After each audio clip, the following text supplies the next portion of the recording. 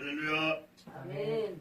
한 주간도 주님 안에서 평안을 누리셨습니까? 아멘.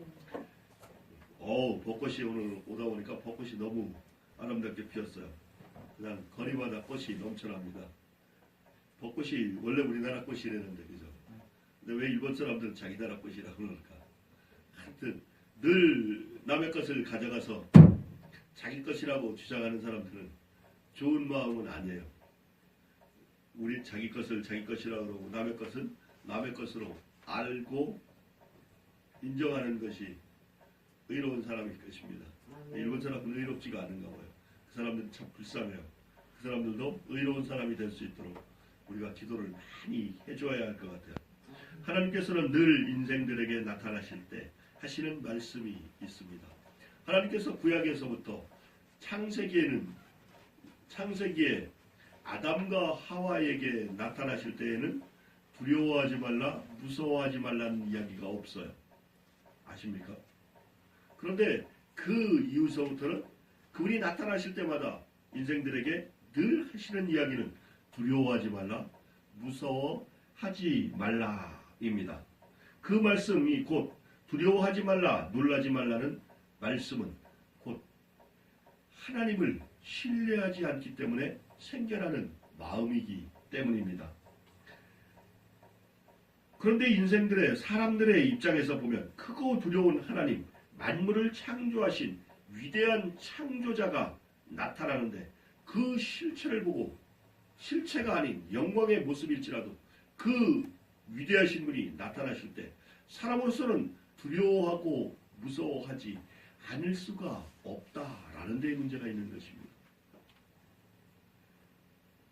어떤 큰 짐승이 나타나도 사람은 두려워합니다.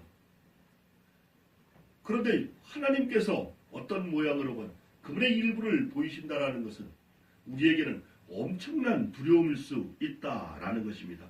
이 두려움을 느끼는 것은 어쩌면 사람들의 인생들의 당연한 일인지도 모른다라는 사실입니다. 그런데 하나님께서는 그 모습을 나타내실 때마다 두려워하지 말고 무서워하지도 말라라고 말씀하고 계시다라는 사실입니다. 하나님께서 우리의 사정을 전혀 모르시고 그러실까라는 것입니다. 그분은 우리의 사정을 다 아신다고 하셨는데 그분은 왜 우리가 두려워하고 무서워하는 것을 당연히 생각하지 않고 두려워하지 말고 무서워하지 말라라고 이야기를 하셨을까요? 우리가 두려움의 실체를 잘 알지 못하기 때문입니다. 우리가 두려움의 실체를 잘 알았더라면 그분은 나타나시면서 우리에게 두려워하지 말라, 무서워하지 말라라고 말씀하지 않으셨을 것입니다. 왜요? 우리가 이미 두려워하지도 않고 무서워하지도 않기 때문일 것입니다. 그런데 우리는 두려워하고 무서워한다라는 것입니다. 두려움은 상대방을 믿을 수 없고 신뢰할 수 없을 때 약자가 강한 자를 향해 상대적으로 갖게 되는 마음입니다. 이것은 어쩔 수 없는 마음이다라는 것입니다. 그런데 이 두려움의 실체는 이것뿐만이 아닌 것입니다. 하나님께서 이스라엘 사람들에게 신뢰를 잃을 만한 어떤 일도 행한 적이 없는데도 불구하고 이스라엘 백성들은 하나님을 두려워하기 때문입니다. 그러면 우리가 알고 있는 이 실체보다 더 어떤 것들이 있다라는 이야기입니다. 하나님께서는 이스라엘 백성들을 너무나 사랑하셨습니다. 그들을 창세전부터 택하시고 또 그들을 구원의 사역 가운데 하나님의 구원의 중심에 있게 하셨습니다. 그들을 통해 하나님을 드러내셨고 그들을 통해 모든 사람들이 하나님을 알 수 있는 기회를 열어가시는 데에 이스라엘을 사용하셨다라는 것입니다.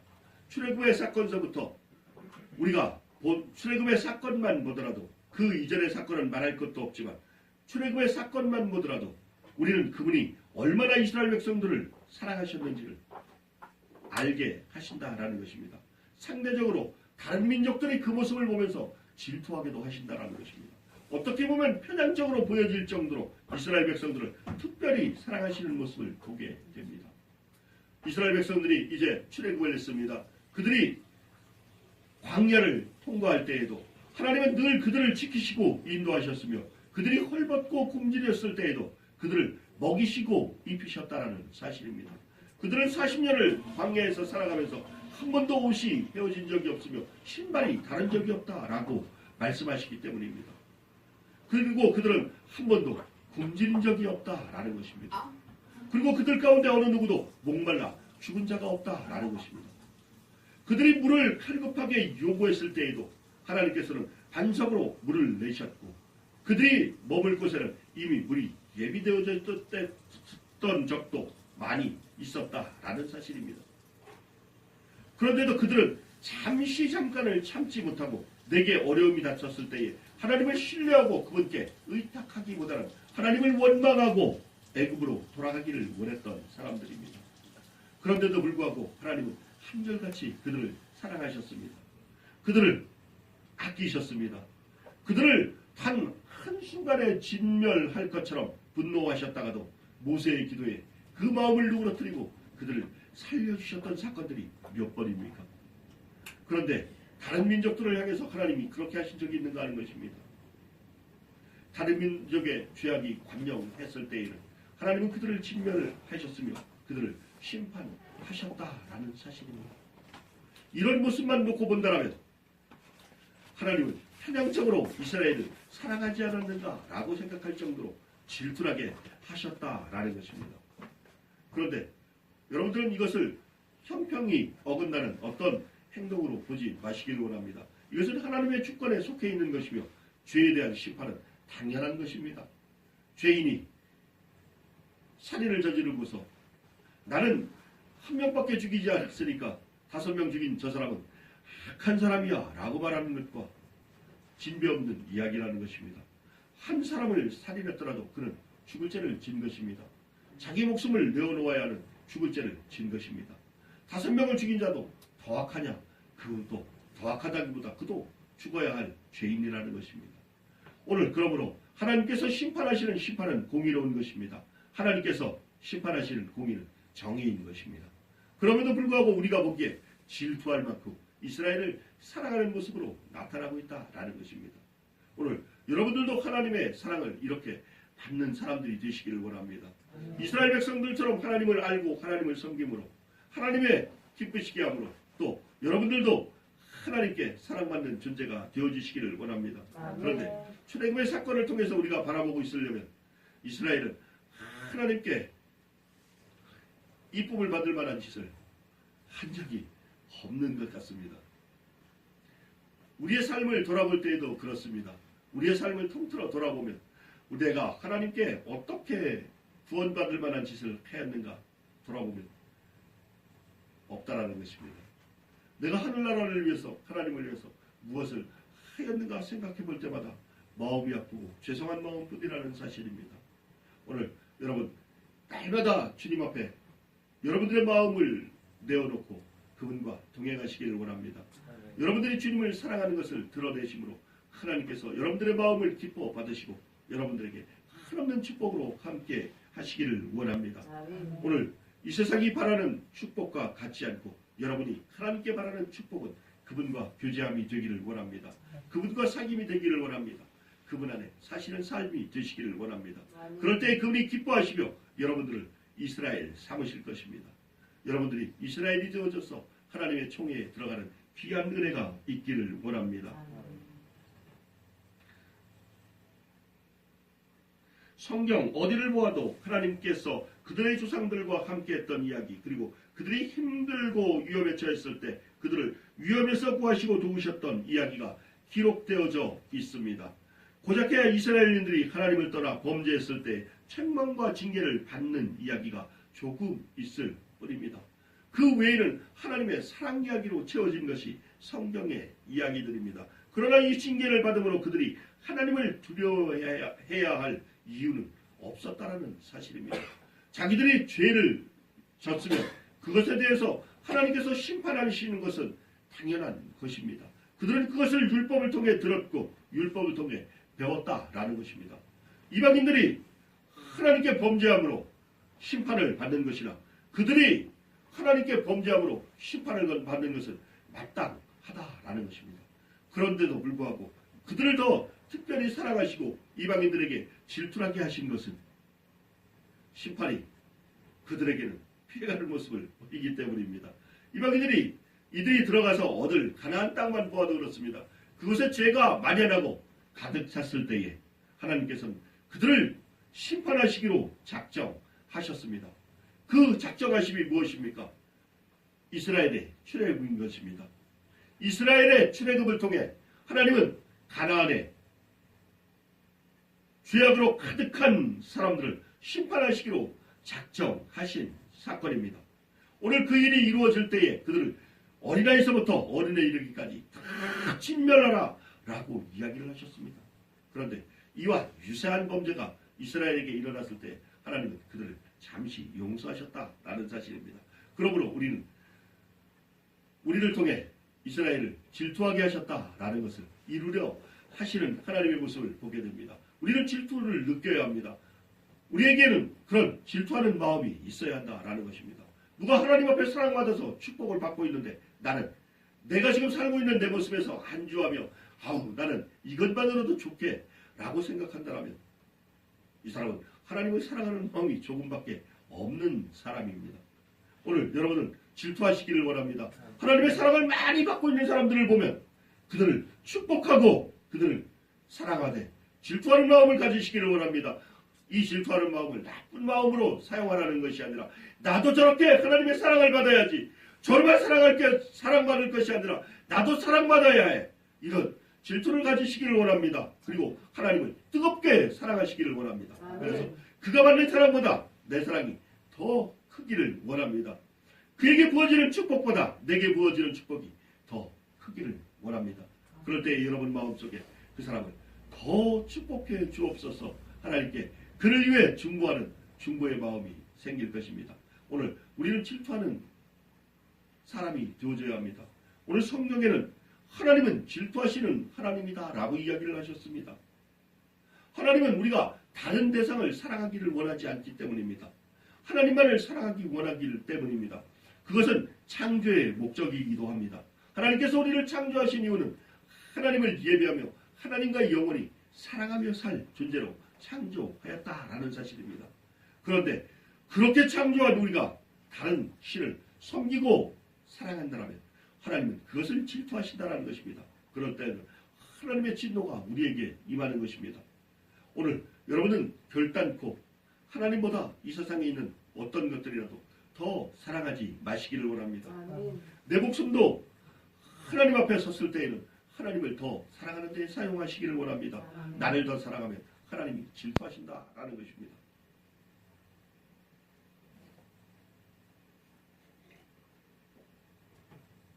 그러니까 꼭 하나님이 질투만 하시는 하나님 같아요. 그렇죠?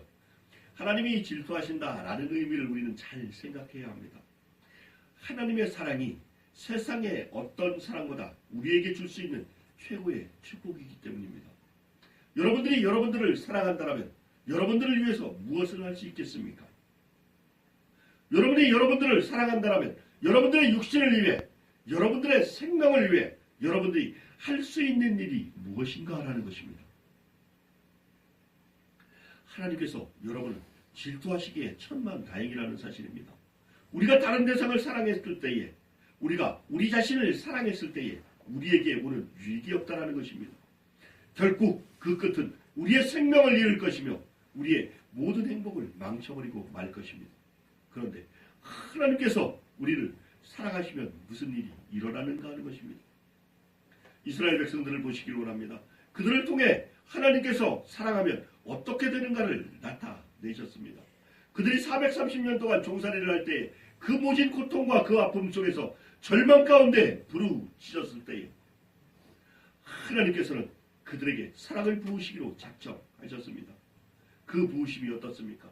이스라엘 백성들을 살리기 위해서 애굽인들에게 부어지는 재난을 보시기를 원합니다. 그 10가지 재앙이 우리에게 임한다면 사람이 견딜 수 있겠는가 하는 것입니다. 악종이 일어나서 온몸이 흔대로 골막가고 죽어간다면 그 고통을 어떻게 감당할 수 있겠는가 하는 것입니다. 여러분들의 가정에 이 세상 모든 천지에 여러분들의 밥숟갈 위에 밥상 위에 개구리가 뛰어오르고 넘쳐난다면 그것을 어떻게 감당할 수 있겠습니까? 티끌이 이가 되어져서 여러분들을 온몸을 물고 물어뜯는다면 그것을 사람이 어떻게 견딜 수 있겠는가 하는 것입니다. 우리의 장자들이 죽어 넘어간다라면 어떻게 우리가 그 아픔을 견딜 수 있겠습니까? 이 모든 것들을 이스라엘에게 내리지 않는 하나님을 찬양해야 하는 것입니다. 우리의 삶 가운데 일어나지 않게 하시는 하나님을 찬양해야 합니다. 오늘 이런 모든 일들이 하나님을 믿는 사람들에게는 일어나지 않는다라는 사실입니다. 오직 하나님을 외면하고 하나님을 미워하는 자들에게만 일어나는 일들이다라는 것입니다.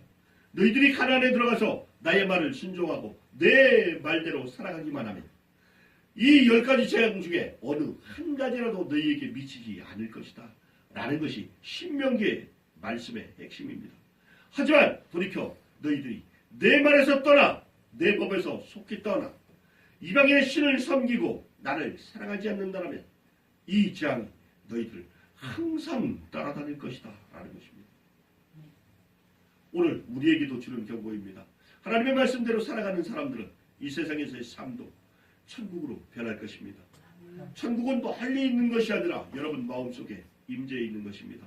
여러분 마음속에 이루어져 있는 것입니다. 오늘 예수 그리스도를 모신 우리의 마음이 천국 같아야 할 줄 믿습니다.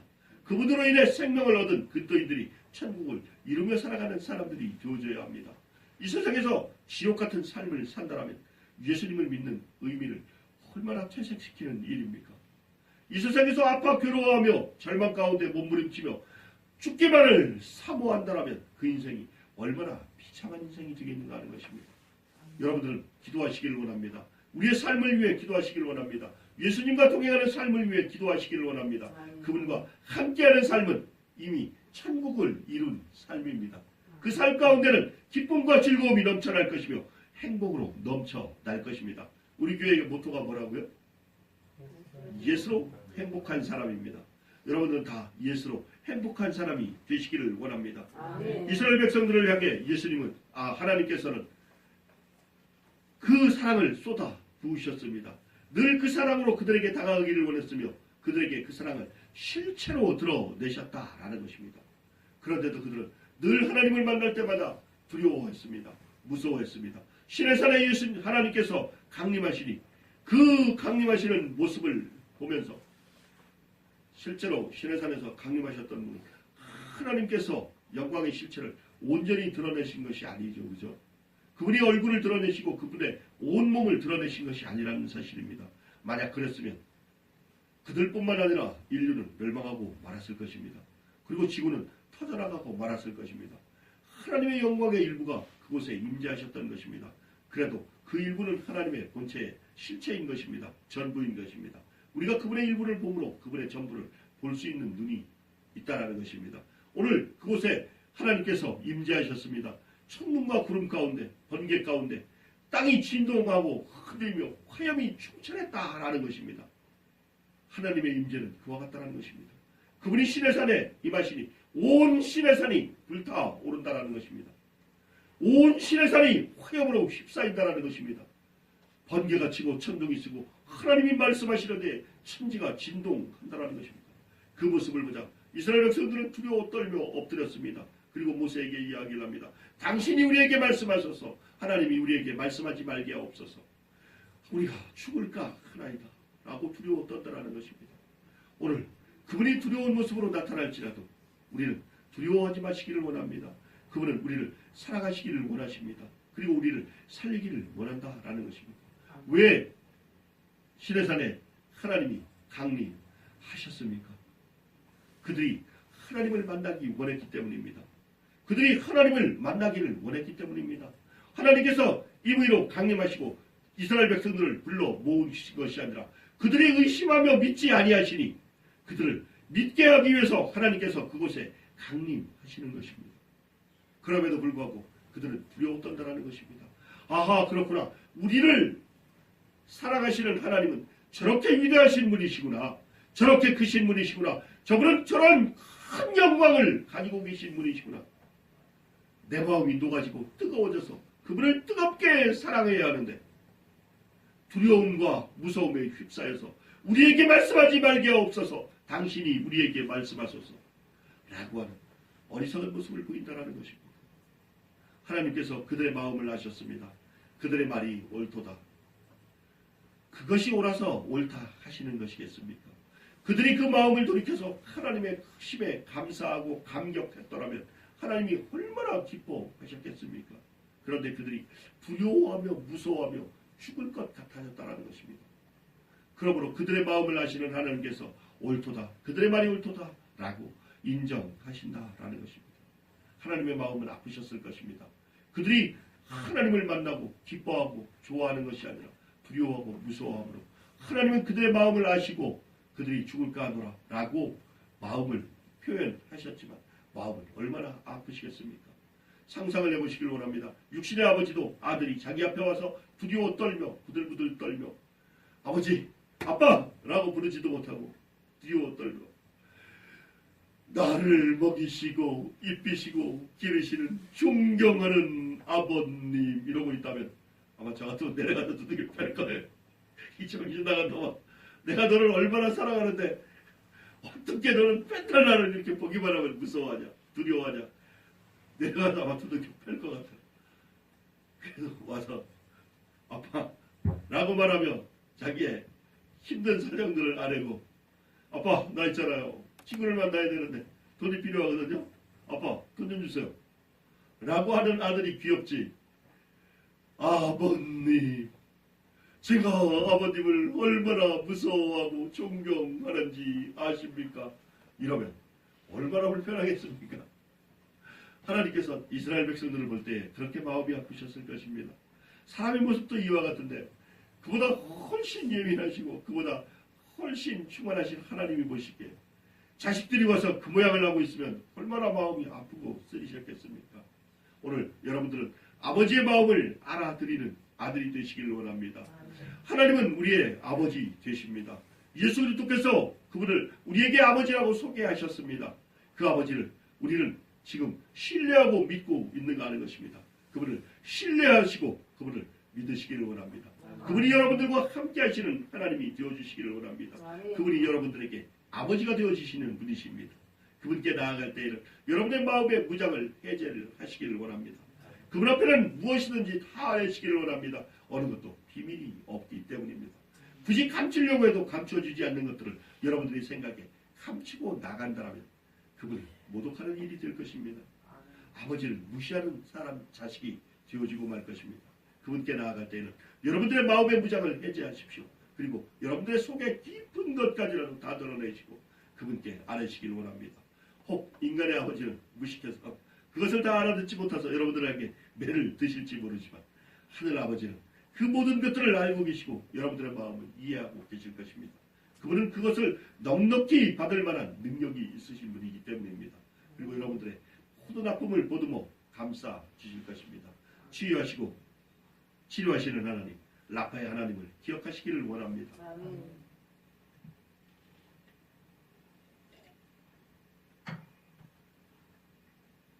오늘 본문의 말씀만 보아도 하나님께서 이스라엘을 얼마나 사랑하시는가를 너무나 잘 나타내고 있습니다. 지금 가나안에는 이스라엘보다 크고 많은 민족들이 있습니다. 그런 많은 사람들을 하나님께서는 진멸하라고 하셨다라는 사실입니다. 방금 말씀드렸듯이 진멸이라는 단어를 쓰고 계시다라는 것입니다. 진멸이란 무엇입니까? 하나도 남기지 말라라는 것입니다. 그런데 우리는 이때에도 알아야 할 것이 있습니다. 하나님이 가나안의 7 족속을 진멸하는 이유입니다. 그들은 너무나 악해져 있었다라는 것입니다. 그 악이 가득 차서 넘친다라는 것입니다. 그들은 더 이상 기다려도 돌아올 방법이 없다라는 것입니다. 그 악에서 돌이킬 마음이 전혀 없다라는 것입니다. 그 중에 회개하고 돌아올 자가 1명이라도 있었다라면, 한 10명이라도 있었다라면 하나님께서는 그 진노를 늦추셨을 것입니다. 그러면 이스라엘은 430년이 아니라 그보다 더 고생했을 수도 있겠죠. 그런데 하여튼 그들 가운데는 이제 돌이킬 수 있는 자가 없어졌다라는 것입니다. 사람이 얼마나 악하면 자기 자식을 신에게 제물로 바치는가 하는 것입니다. 그것도 산채로 불에 집어던져서 태워서 자기 신에게 바친 일들을 저지르는가 하는 것입니다. 사람이 이와 같이 악해진다는 것입니다. 이스라엘 백성들이 가장 악해졌을 때에 자기의 자식을 잘봐 먹을 때입니다. 그런데 그들이 악해지는 모습을 볼 때 우리는 무엇을 느끼는가 하는 것입니다. 우리는 그와 같이 하지 마시기를 원합니다. 마음을 돌이키시기를 원합니다. 여러분들에게 작은 악의 모양이라도 있을 때에 그 모양을 얼른 버리시기를 원합니다. 그 모양이 우리에게 남아있으면 여러분들도 결국 그 악이 물들어져서 그와 같은 잘못을 저지를 수 있는 여지를 남겨놓는 것입니다. 그래서 죄악의 모양까지라도 버리는 것입니다. 죄된 모습을 버릴 때 죄의 모양까지라도 버려야 한다라는 것입니다. 오늘 그 습성 자체를 아예 버려야 합니다. 그 모양 자체를 우리 가운데서 제거해내지 않는다면 그것은 언제든지 살아날 수 있는 불씨가 되어지기 때문입니다. 이스라엘 백성들은 애굽에서 나와서 가나안 땅을 정복하기 시작을 했습니다. 그곳에 있는 모든 족속을 다 진멸하라는 하나님의 말씀이 전해졌습니다. 그것이 하나님의 명령으로 그들에게 전달되어졌습니다. 그런데 그들은 그와 같이 하지 않았습니다. 그곳에 들어가서 그들이 살기 시작을 하면서 그들을 진멸해야 하는데 진멸하지 않고 그들과 합쳐지기 시작했다라는 사실입니다. 결국 얼마 못 가서 그들은 그들의 죄로 인해 그들의 우상으로 인해 오히려 거꾸로 물들어버리는 타락을 가져오기 시작한다는 것입니다. 그들은 능히 자기들이 가진 하나님의 신앙으로 여호와 신앙으로 그 모든 악을 이길 줄 알았을 것입니다. 그런데 하나님의 말씀이 이루어지고 그들의 생각은 틀렸다라는 것이 여실히 드러난다라는 사실입니다. 오늘 얼마나 비참한 일들입니까? 얼마나 억울한 일들입니까? 하나님의 말씀에 그들을 진멸하라 했더니 그들은 그들과 하나 되어졌습니다. 죄악은 옆에 두고 보는 것이 아닙니다. 무시한다고 해결되는 것이 아니라는 사실입니다. 죄악은 피해야 합니다. 죄악된 곳에는 가지 말아야 합니다. 죄악의 모양까지라도 버려야 합니다. 그래야만 그 죄악을 우리 몸에 이루지 않을 수 있다는 것입니다. 죄악을 바라보면서 나는 마음이 평안할 거야 라고 생각한다면 있을 수 없는 일입니다. 죄는 모양까지라도 버리는 것입니다.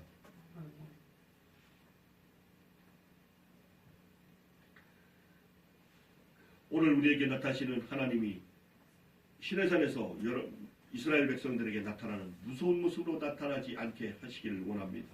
그들의 마음이 녹았던 것처럼 우리의 마음이 하나님 앞에 섰을 때에 녹지 않기를 원합니다. 여러분들에게 하나님이 나타났을 때에는 자유로운 모습으로 나타나기를 원합니다. 여러분들을 사랑하는 마음으로 여러분들의 모든 환경과 조건과 여건을 따라서 여러분들에게 길을 가르쳐 주시고 여러분들을 진리로 이끄실 때에 그분이 모습으로 드러내실 때에 그분은 여러분들에게 사랑하는 아버지로 나타나시기를 원합니다. 여러분들도 그분을 사모하시기를 원합니다. 사모하시되 여러분들의 모든 지각을 다 동원해서 그분을 사랑하시기를 원합니다. 그 사랑이 하나님께서 원하시는 사랑입니다. 이 사랑이 십자가 위에서 이루어지는 것입니다. 하나님께서 십자가 위에서 이 사랑을 이루셨습니다. 우리에게 있는 모든 것들을 죄를 다 걷어가시고 예수 그리스도로 우리 속에 사랑을 가득 채우신 것입니다. 이제 그 사랑을 실천하는 일만 남았습니다. 그리스도인들이라면 예수 그리스도가 우리 안에 계신 성령이 우리 안에 거하시는 우리가 하나님의 전이 되어졌다라면 여러분들은 그 실체를 실감하실 것입니다. 하나님이 계신 것을 느끼실 것입니다. 그러므로 반증되어지는 현상, 죄가 무엇인지를 여러분 스스로 알게 되어질 것입니다. 무엇을 행하는 것이 옳은가를 여러분도 분명히 한다는 것입니다. 오늘 하나님께 예배하는 내 자세가 어떻게 모양을 갖춰야 하는지도 여러분 스스로 알 것입니다. 그러면 그것에 복종하시기를 원합니다. 그 말씀에 순종하시기를 원합니다. 모양을 바르게 하고 하나님께 예배하시기를 원합니다. 또 여러분들이 가진 아름다운 목소리로 힘껏 하나님께 아멘하시고 하나님께 응대하심으로 여러분들이 하나님을 사랑하는 것을 드러내시기를 원합니다. 오늘 우리는 늘 길을 가면서도 건널목에 횡단보도를 만날 때에도 또 사람을 대면할 때에도 무엇이 옳은 것이고 무엇이 그른 것인가를 분명히 아는 지혜를 가지셨습니다. 이것은 성령이 여러분들에게 옳고 그름, 선하고 악한 것을 구별할 수 있는 능력을 주셨다라는 것입니다. 그런데도 불구하고 그것을 무시하고 악한 길을 선택한다면 여러분들은 여러분 속에 계시는 성령을 소멸하는 행위를 하고 있는 것입니다. 하나님의 말씀을 능멸하는 행위를 하고 있는 것이다 라는 것입니다. 너희들이 성령을 소멸치 말라라고 이야기를 하셨습니다. 그분이 우리가 소멸한다고 소멸되시겠습니까? 우리가 죄악 가운데 다가가며 죄를 더 사랑할 때마다 그분은 우리에게서 점점 영향력을 잃어가실 것입니다. 영향력을 잃어가시는 것이 아니라 그분이 우리에게 간섭하지 않기를 시작하신다라는 것입니다. 다윗은 한 번의 죄로 인해 하나님의 성령을 잃어버릴 뻔했습니다. 사울은 3번을 범죄함으로 하나님의 성령이 영원히 떠나가므로 그는 악신이 들려서 죽는 날까지 죽을 고생을 하며 살았다라는 사실입니다. 하나님이 그를 간섭하지 않을 때에 사람의 운명이 어떻게 되는가를 사울을 통해 보여주셨습니다.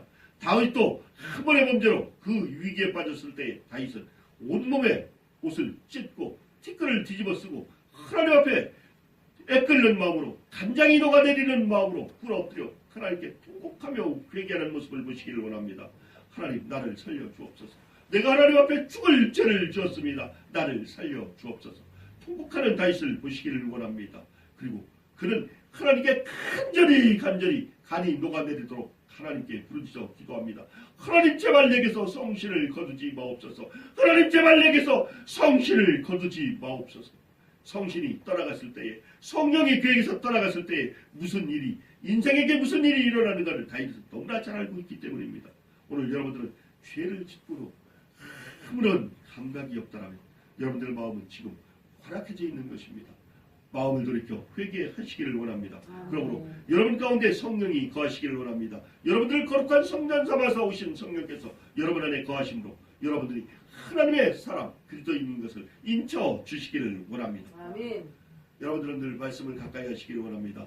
말씀 위에서 걸어가시기를 원합니다. 그리고 삶을 말씀에게 물어보시기를 원합니다. 하나님, 내가 무엇을 행할까요? 어떤 일을 행할까요? 하나님, 오늘 내가 어떻게 하루를 살아갈까요? 하나님, 이 일은 하나님이 기뻐하시는 일인가요? 이 일은 하나님 하지 말아야 될 일인가요? 하나님께 물으시기를 원합니다. 여러분들은 질문을 성경에게 하시고 성경에서 답을 얻으시기를 원합니다. 이분이 곧 길이요 진리요 생명이신 하나님이시기 때문입니다. 이 하나님께서 여러분과 함께 하심을 감사하는 귀한 한날이 되시기를 원합니다. 이 한날을 통해 여러분들의 일주일이 예수 그리스도로 행복으로 가득한 일주일이 되어져서 다음 이 시간에 함께 만났을 때 더욱더 기쁜 서로의 간증이 있기를 원합니다. 일주일 동안 여러분들의 간증이 넉넉하여지기를 원합니다. 하나님께서 나와 함께 이렇게 동행하셨어요. 하나님께서 나와 함께 이렇게 하심으로 내가 오늘 행복한 삶을 살았어요 라고 간증하시는 여러분이 다 되시기를 원합니다. 아멘. 기도하시겠습니다.